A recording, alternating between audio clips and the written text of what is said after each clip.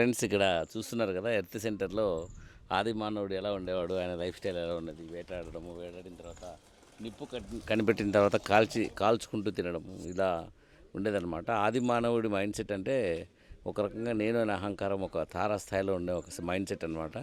దాన్ని భగవంతుడు పుణ్యపురుషులందరినీ పంపిస్తూ, వేద పురుషులను పంపిస్తూ మెల్లమెల్లగా డిస్ట్రాయ్ చేస్తూ, అంటే తగ్గిస్తూ, ఆటవికంగా ఉన్న దాన్ని బయట భౌతిక తత్వంతో స్థూలత్వంతో నిండిపోయిన ఆటవిక తత్వాన్ని తొలగించుకుంటూ ఈరోజు మనిషి ఒక సర్టెన్ రూల్ పెట్టుకొని రూల్స్ ప్రకారం బతుకుతూ ఒక ప్రశాంతతతోనూ ఒక హ్యాపీ లైఫ్ను గడపడానికి అరేంజ్మెంట్స్ చేసుకునే స్థాయికి భగవంతుడు తీసుకొని వచ్చాడనమాట.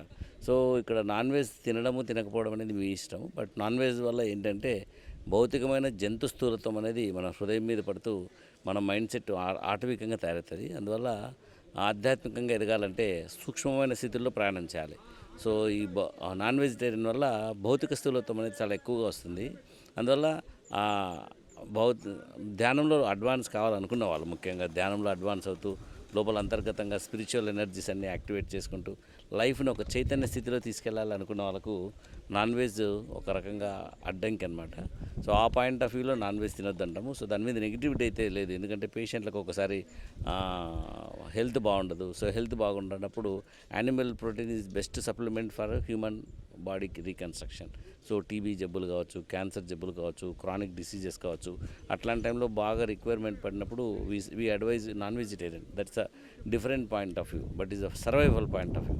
మానవ జన్మ ఉత్కృష్టమైన మానవ జన్మ. సో మానవ జన్మను నిలబెట్టుకోవడానికి ఎలాంటి పనైనా చేయొచ్చు, బట్ చేస్తున్న పనికి ఒక పరమార్థం అంటూ ఉండాలి మనము.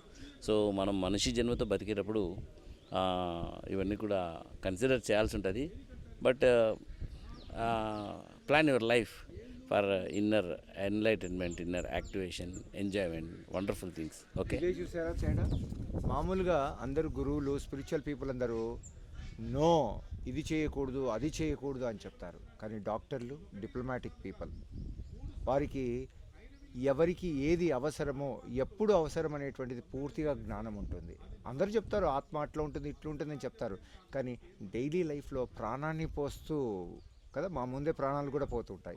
ప్రాణం విలువ తెలిసినటువంటి వారు ఎప్పటికీ ఏది సూటబుల్లో అప్పటికి ఆ టాకి తాను హట్టక వేరొకరిని హట్టింపక హార్ట్ఫుల్గా జీవించమంటారు సుమతి అని ఎలా ఉందో.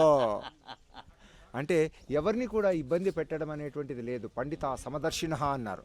పండితుడైనటువంటి వాడు అంటే పండి ఉన్నటువంటి వాడు ఏం చేస్తాడు, ఊరి ఉన్నటువంటి వాడు ఏం చేస్తాడంటే అందరికీ ఏది అవసరమో క్యాటర్ చేసేటువంటి స్థిత ప్రజ్ఞా విజ్ఞానంలో విరాట్ స్వరూపంలో విరజిల్లుతూ ఉంటాడన్నట్టు.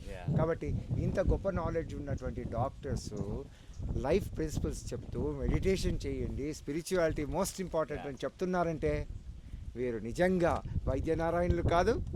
కానీ ఇక్కడ మీరు గమనిస్తే హరిప్రసాద్, హరికుమార్, వైద్యో నారాయణో హరిహి.